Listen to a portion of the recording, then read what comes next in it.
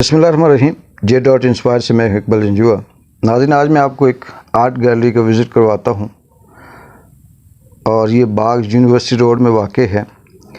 इस art gallery को कौन प्रेजेंट कर रहा है और आज के दौर में ये जो आर्टिस्ट है बाग का, ये किस तरह से हालात का सामना करके अपने फ़न को ज़िंदा रखे हुए है।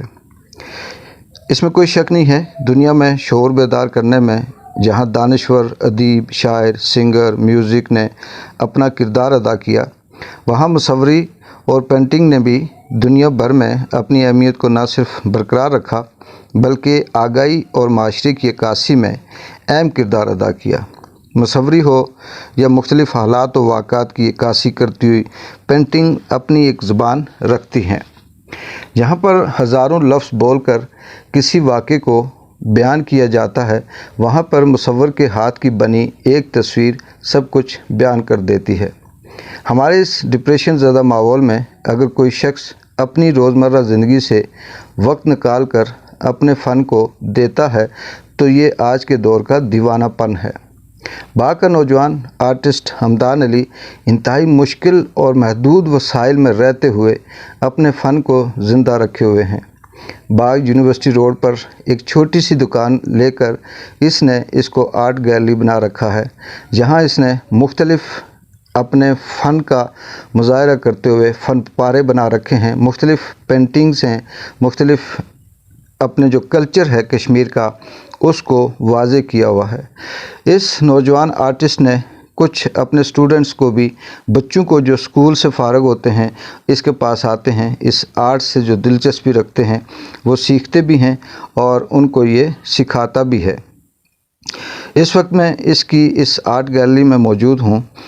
आप ये मेरी वीडियो देखिए जो मैं इस आर्ट गैलरी के अंदर रहकर आपको दिखा रहा हूँ। सामने उसका जो आर्ट है ये लगा हुआ है। मैं आपको थोड़ा सा इंट्रोडक्शन करवाता हूँ इस आर्ट गैलरी का। ये बिल्कुल यूनिवर्सिटी रोड के ऊपर बाग में है और आप देख सकते हैं कि बहुत कम वसाइल में इस बाग के आर्टिस्ट ने अपनी मेहनत से, अपने सलाहियत से अपने आप को, अगर ये इसे वसाइल हों, यहाँ पे सहूलत हो, इसे ज़राई मिले, अप्रिशिएट किया जाए तो ये बाग का बहुत अच्छा आर्टिस्ट मुसव्वर बन सकता है।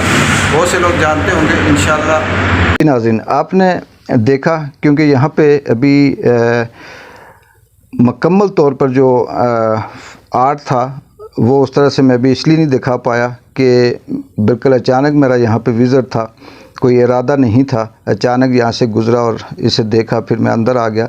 इंशाअल्लाह इस पे तफसीली में आपको मुकम्मल जो सूरत हाल है, जो हालात हैं, जो पेंटिंग्स हैं, जो इसने जिस अपने फ़न का मुज़ाहरा किया, जिन फ़नपारों पे, उससे भी बताऊँगा।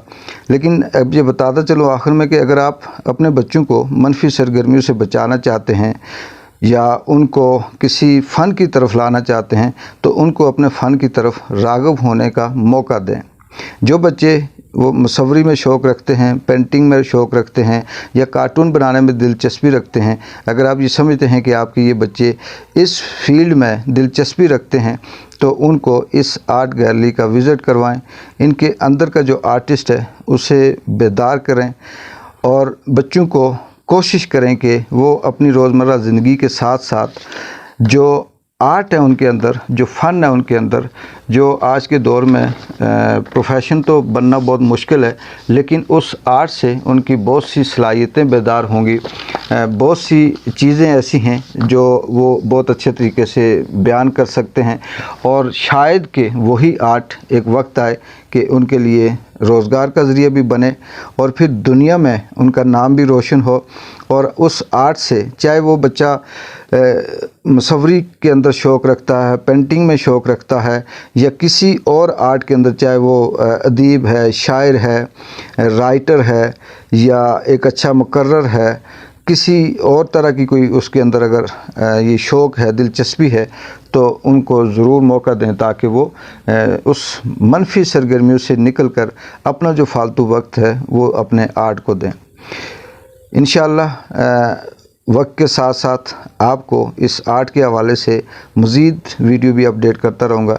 तब तक के लिए इकबाल जंजुआ की इजाज़त दें। اللہ حافظ.